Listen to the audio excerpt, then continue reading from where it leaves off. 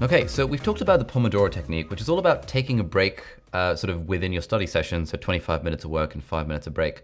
But in this video, I just want to talk about some general tips for maintaining a healthy-ish work-life balance while studying.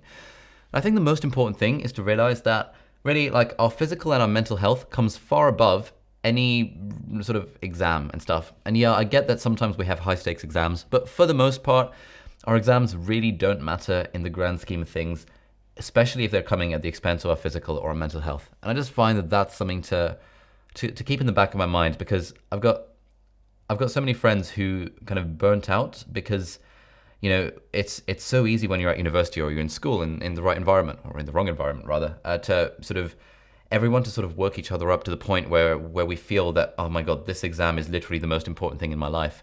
And because everyone around us seems to be working, then we'll kind of try and kill ourselves working as well. And I don't know, it's just not an ideal way to go about it, because, you know, as we're saying, physical and mental health comes first. Secondly, in terms of work-life balance, personally, the thing that worked for me was that I would go to different places to do work, and then I would have my room as like a work-free zone. So for example, when I was in university, I'd be going to different libraries and studying and lived in the different libraries. But then when I'd come back home, I'd sort of had a rule for myself that I'm not gonna let myself study when I'm at home.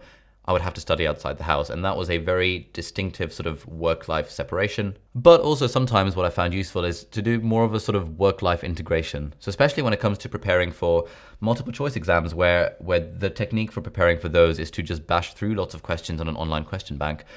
I found that me and quite a few of my other friends, the technique that worked for us was that we just sort of casually be working and doing these questions as we're going about throughout the day. So for example, let's say we're all chilling in a room and we've just ordered some pizza and stuff. Some of us would be on our computers or our laptops kind of doing Anki flashcards or doing questions on past test or past medicine while also kind of having a chat. So that's a sort of more like, it's not a very focused way of studying, but it's a way of getting in the reps of doing the flashcards, of doing the questions, while also hanging around with friends and kind of being a little bit sociable. The other really important thing is to, you know, eat well and exercise and stuff. Like a mistake that I made during exam season was I thought, oh, you know, in exam season, I need to sort of really just focus on studying and not actually go to the gym.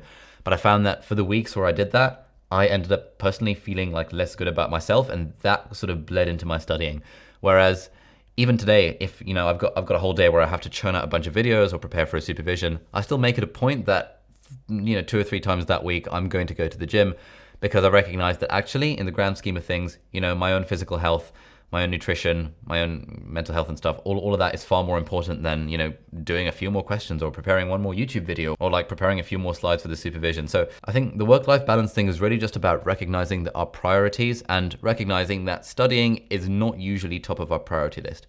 Sure, depending on the exam, in some high stakes exams it has to be, but the other way I like to think of this is that it's okay for life to be out of balance for a short amount of time.